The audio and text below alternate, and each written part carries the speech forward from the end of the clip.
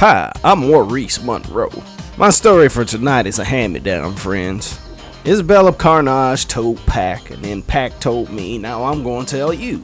It's one of those stories that I would call a catch-22.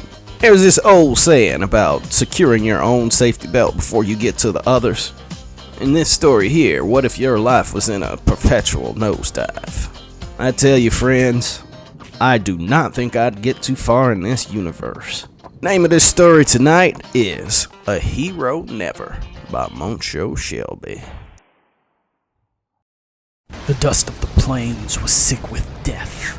The sun was swallowed by the sand. The eye of God loomed ominously on the little settlement in the middle of nowhere. The buildings were of material claimed and reclaimed hundreds of times over, and the people got by with a wing and a prayer, using each other as their strength. Tomato was a straight-laced farmer who dressed in a conservative outfit, rather tame by wasteland standards.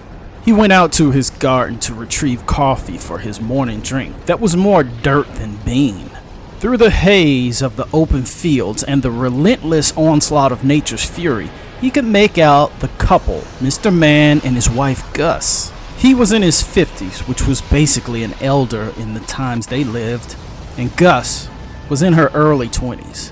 Suddenly, men dressed in ungodly garb, with self-inflicted wounds carved of glass, emerged through the haze like symbols in a nightmare. Mr. Man was run through with a rusty machete. Tomato ducked low as if proximity to the ground was a viable tactic to avoid detection. He thought to take a step towards Gus, but thought of his own life, then weighed his chances of success. He fled. He knew if it came to it, they'd both die. Echo sparked a rolled cigarette and handed it to Deku. The two women rolled their feet over the side of the bed. Echo was a town's blacksmith and tattoo artist, while Deku was an aide to the local senate. Both women were muscled. Echo was lean in tone, while Deku was strong, stronger than most men. Echo reached out to accept the smoke, with her prosthetic metal arm rippling with semi-realistic skin-like reactions. She touched the numerous tattoos on Deku's back that she had given to her. Little Pop rolled out of bed as well, realizing he had overslept and he shouldn't have. His woman was going to kill him if she found out he was sleeping around on her. In truth, he was already thinking of a lie before his feet hit the ground. He was a stunning black man with dreadlocks. He walked to Echo's door, half putting on his shirt and half opening the door. Do me a favor and don't tell Usla about this. Before Little Pop got an arm through the second sleeve, a crossbow bolt entered his neck and bursted out the other side. As Tomato moved to his house to collect whatever he could before slipping away, he heard a strong female voice yelling prophecy on the air. She told of the coming apocalypse and that her band cleansed this land as a mercy as opposed to living until the inevitable doom that would befall them.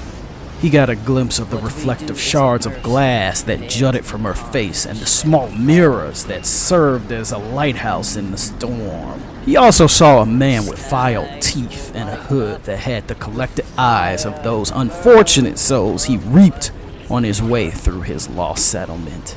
He prayed he'd avoid her and anyone that had any connection to them as he found his way to his home collecting his garden trowel and whatever else he could take with him on the road. After he secured a hastily packed sack, he thought to look to the waist, but a part of him couldn't. A part of him whispered to at least attempt to save someone. Anyone.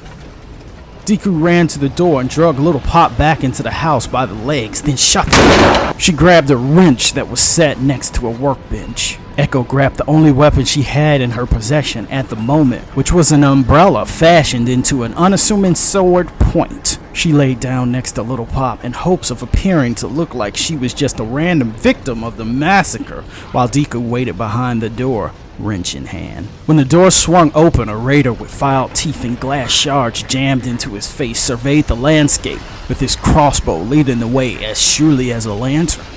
Echo whirled around and jabbed him in the gut, then Deku cracked him on the head.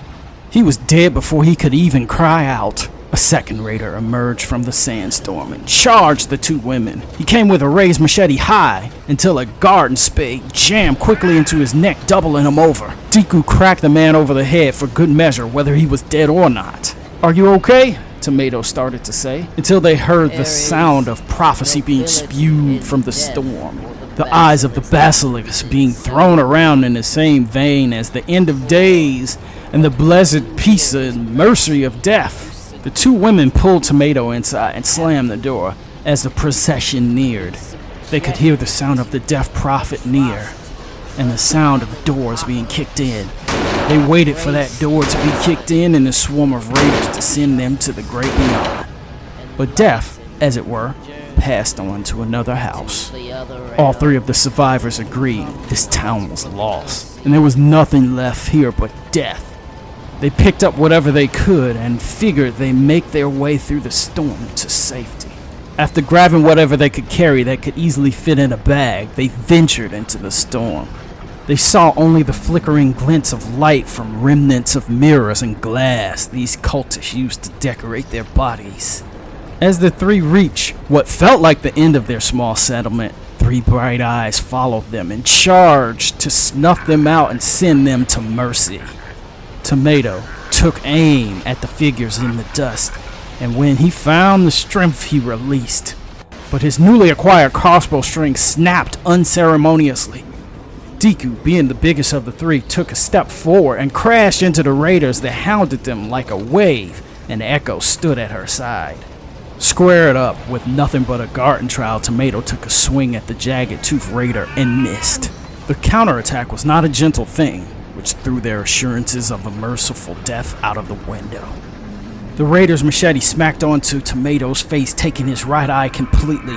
The gardener was still up, even though the pain told him that he would not be for long. When Echo thrust it out with her unassuming umbrella, the raider struck, but he ignored the pain and held the thing. He spun, taking the umbrella from her hands along with her head. Her face gazed at the sky but saw nothing. Deku roared in horror and pain, fending off two of the raiders as best as she could. Tomato swung blindly, with his blood blurring his vision. He felt the bite of a blade pushing into his body as he fell to the ground. Deku roared with futility as she alone fended off three raiders in a battle that was a foregone conclusion. Cell watched from a distance as he saw the form of his former neighbors drop. He longed to help them, but he knew he'd be laid out right beside them if he did. He had been on the other side of this scenario before. It rarely ever worked out for those that raged against the knife. He kept his head low and figured he'd slip away in the sandstorm, the same as the sad bastards that tried it, hoping for a different result. He was a tall man in leather pants, brown ebony skin, and thick, luscious black hair that enveloped his head like a bush. He had an open hole in his chest that never healed from a wound he earned doing a thing he never wanted to admit to. He didn't have many weapons to defend himself, only the guitar on his back, which he learned to play as deftly as a raider may cleave onto a blade. He dedicated his new life to song and invested in uplifting people over reveling in misery. He had only been in this settlement a few weeks, so he hadn't yet latched on to these people. With that being said, he was a survivor first and a hero never.